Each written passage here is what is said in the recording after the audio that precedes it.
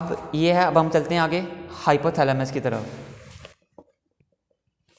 जो हाइपोथैलेमस है, ये हमने सारा हाइपोथैलेमस स्टार्ट किया।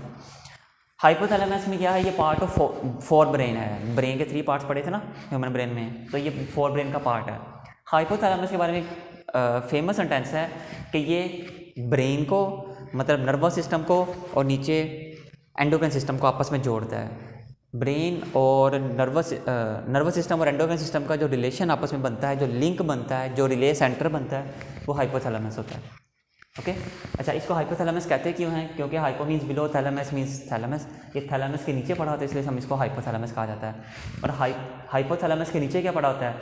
वो पिट्यूटरी ग्लैंड पड़ा होता है, एंटीरियर लोब और पोस्टीरियर लोब। अभी हम इस तरफ भी जाएंगे।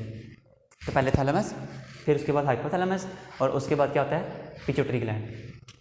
अब इसके फंक्शन क्या होता है हाइपोथैलेमस के? 2 मेन फंक्शन होते हैं। एक रिलीजिंग फैक्टर्स प्रोड्यूस करता है।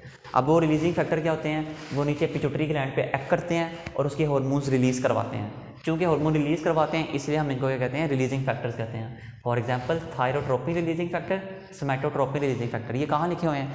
ये उसने सोमैटोट्रोपिन हार्मोन जब पिट्यूटरी ग्लैंड में एक्सप्लेन किया ना 73 पेज पे, तो उसकी फर्स्ट लाइन में ये वाला लिखा हुआ है, सोमैटोट्रोपिन रिलीजिंग फैक्टर।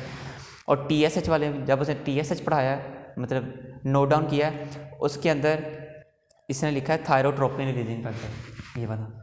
अब थायरोट्रोपिन रिलीजिंग फैक्टर ने एंटीरियर लोब को स्टिमुलेट करना है। यहाँ से निकलेगा हाइपोथैलेमस में, यहाँ से जाएगा एंटीरियर लोब में, और एंटीरियर लोब को स्टिमुलेट करेगा।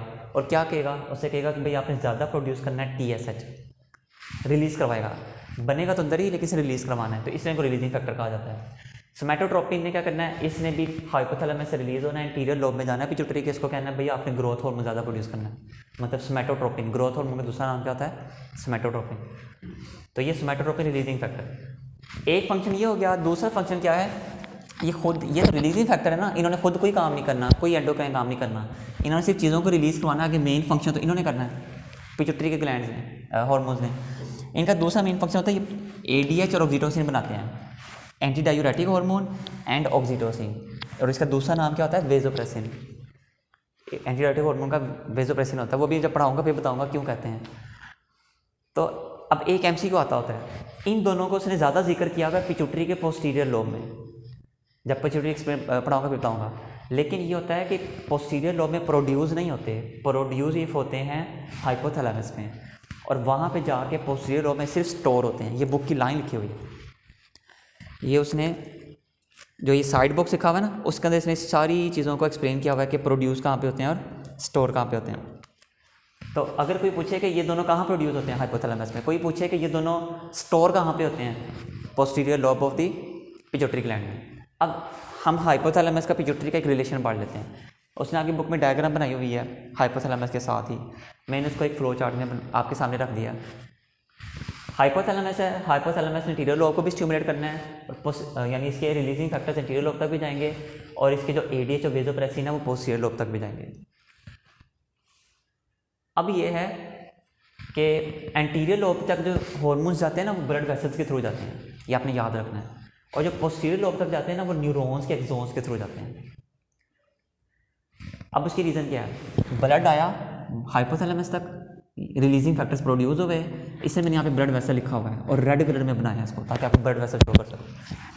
और ये ब्लड वेसल के थ्रू जाएंगे एंटीरियर लोब में, फिर एंटीरियर लोब को स्टिमुलेट करेंगे कि भैया आपने ग्रोथ हार्मोन बनाना है, आपने TSH बनाना है, ACTH बनाना है, इस तरह। तो ये जो ट्रैवलिंग होती है ब्लड वेसल के थ्रू होती है। लेकिन ये वाली जो ट्रैवलिंग होती है हार्मोन्स की, ADH की और ऑक्सीटोसिन की, जो पोस्टीरियर लोब तक जाने हैं, वो एक्सोन्स ऑफ न्यूरोसेक्रेटरी सेल्स तक जाती है। अब जो हाइपोथैलेमस के न्यूरॉन्स होते हैं ना, सेल्स, उनको हम क्या कहते हैं? Neurosecretory cells. वो हम क्यों कहते हैं? मैंने आपको पहले कहा था, इसने नर्वस सिस्टम को और एंडोक्राइन सिस्टम को आपस में जोड़ना होता है, रिले बनाना है, उनका रिलेशन बनाना होता है, आपस में कोऑर्डिनेशन करवानी दोनों की। तो इसलिए जो सेल होते हैं न्यूरोसेक्रेटरी होते हैं, उनके नर्वस फंक्शन भी होते हैं और उनके सेक्रेटरी फंक्शन भी होते हैं। नर्वस सिस्टम हमने ह्यूमन ब्रेन में पढ़े थे, सेक्रेटरी फंक्शन हम आज पढ़ रहे हैं। ये देखें, ये सेक्रेटरी फंक्शन, सॉरी ये तो पिट्यूटरी से प्रोड्यूस होने हैं, ये सेक्रेटरी फंक्शन है हाइपोथैलेमस के न्यूरोसेक्रेटरी सेल्स के, ये सेक्रेटरी फंक्शन है हाइपोथैलेमस के न्यूरोसेक्रेटरी सेल्स के। तो हाइपोथैलेमस के न्यूरोसेक्रेटरी सेल्स क्या करते हैं? वो प्रोड्यूस करते हैं ADH और ऑक्सीटोसिन। अब ये न्यूरॉन्स हैं, न्यूरोसेक्रेटरी सेल्स, मैंने यहाँ पे क्या लिखा हुआ है? एक्सोन्स। इनकी जो सेल बॉडीज होती है वो हाइपोथैलेमस में पड़ी होती हैं, और डेंड्राइट्स भी उधर ही होते हैं। लेकिन इनके जो एक्सोन्स होते हैं वो यहाँ से आके एंड होते हैं पोस्टीरियर लोब में, इसलिए मैंने इसको क्या लेबल किया हुआ है, axons of neuro secretory cells. और यहाँ पे आके फिर इनका आपस में जंक्शंस बनते हैं और फिर मतलब साइनेप्सिस बनती है, साइनेप्स बन के और फिर उसके बाद आगे ये यहाँ पे स्टोर रहते हैं, स्टोर होने के बाद फिर ये ब्लड में रिलीज़ हो जाते हैं।